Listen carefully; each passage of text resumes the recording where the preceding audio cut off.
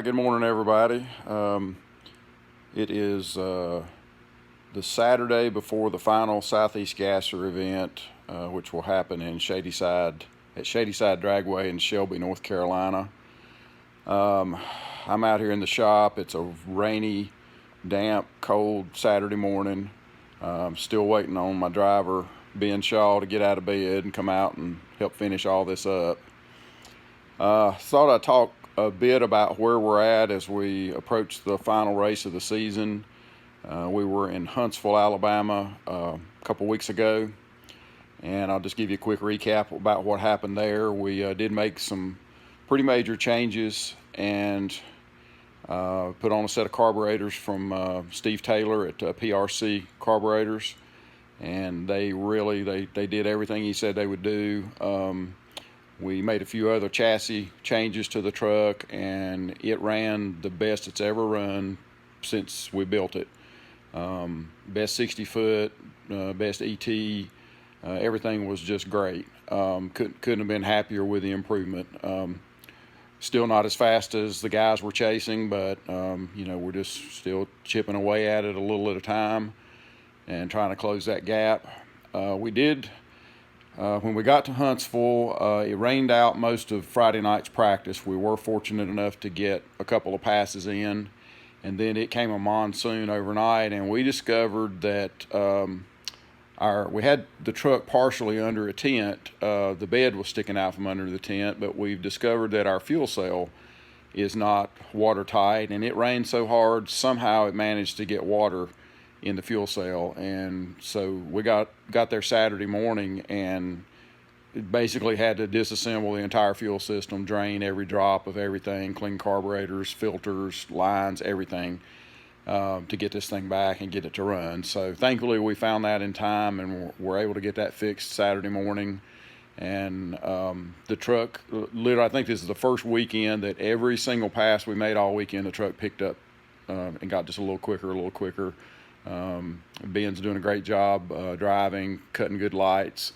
Everything just improved. A lot of times we'll go and our first pass or two off the trailer will be our best for the weekend, and then we seem to fight the rest of the weekend. So it really was a good weekend in Huntsville.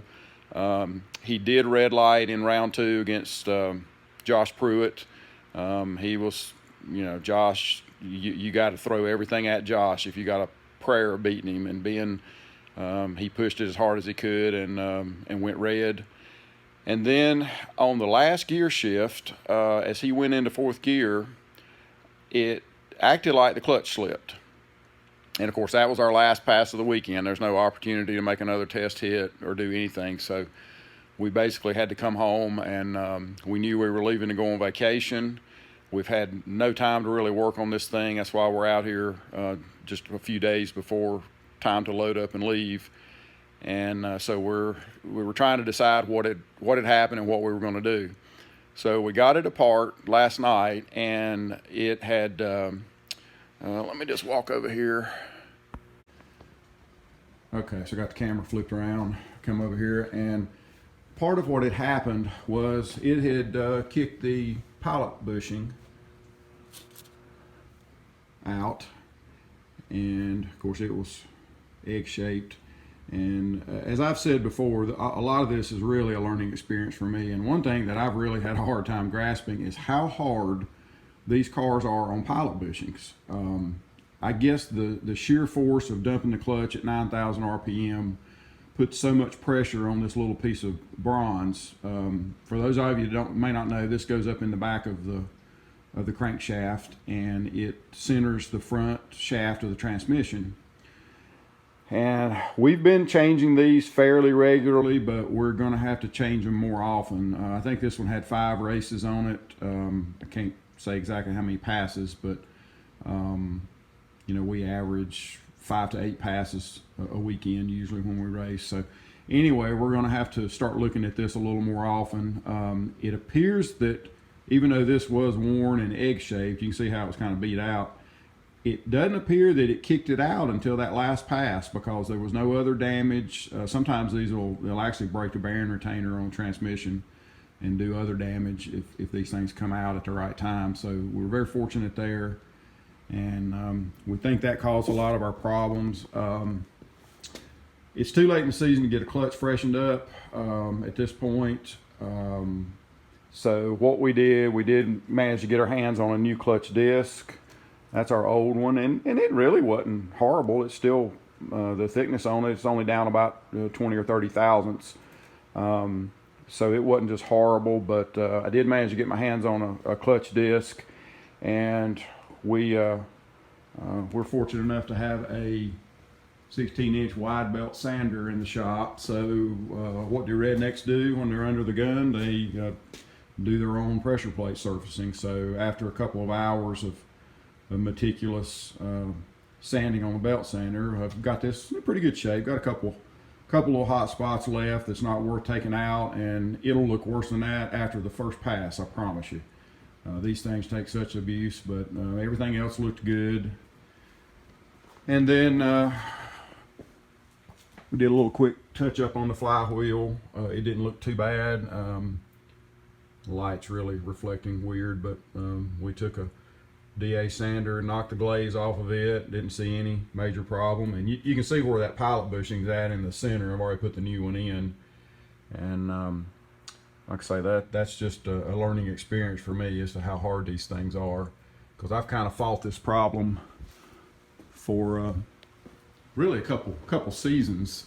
Part of it was I was using the wrong ones, and once I got to the right type, I've had less problems, but it's got to be more of a maintenance item going forward. So anyway, we're doing our redneck clutch freshen up. I'm going to get it set up today, and then we're also back here in the junk room. We're going to put our spare transmission in. Had a couple little maintenance items to do on the transmission, so we just decided that we put our other one in. It's got a slightly different gear set that we want to try with the rear end we've got in it now, and see if it makes any difference at all. Like I say, we were real pleased with all the 60 foots and everything at the last race. And as far as the Shady Side race coming up, if you can possibly make it, this would be the one to see. Nearly 100 cars registered, which is a record for Southeast Gassers. And we've got really a mathematical chance in every class that the points leader could actually not end up being the world champion. 3 of the classes are very close. Like it's going to be a nail biter. It could come down to any one of 2 or 3 cars. So it's going to be a race to see. We are currently in 10th place in points. Like I say, it's been a struggle this season. We've missed 2 races, and Ben's managed to get himself in the top 10 and hang on to that. We are tied with the racers that are in 9th and 8th. So it's a 3-way tie at the bottom of the top 10 in CGAS. So if we can go one more round and then a couple of other racers, we got a chance to move from 10th into 8th, which I'd love to see Ben do if he could. You got to have some goals. If you don't have goals, you really have no reason to try harder or go faster. So that's our goal for Shady Side, and just see if we can learn a few more things, get a little closer to being ready for next year. As far as that goes, I mentioned new engine in the last video. Ben has got the new engine block on the stand and has started doing some cleaning, getting ready for some prep work. And you say, well, I thought that's a new block. Why are you cleaning? I've come to the conclusion that the new blocks are actually harder to clean than one that's been used. There's so many little passages in a block, and you find machining dust and chips from the manufacturing process, and there's sharp edges that need to be sanded and smoothed, and there's just a meticulous amount of work that needs to be done to a new engine block to put them together and ask them to do what we're doing. So yeah, there's quite a few hours of cleaning and prep work, and Ben got started on that this week. It's never too soon to get started for next season. So anyway, we're going to get this put together, and hopefully nothing will fight us today. And we'll be loaded up and headed to Shadyside next Friday.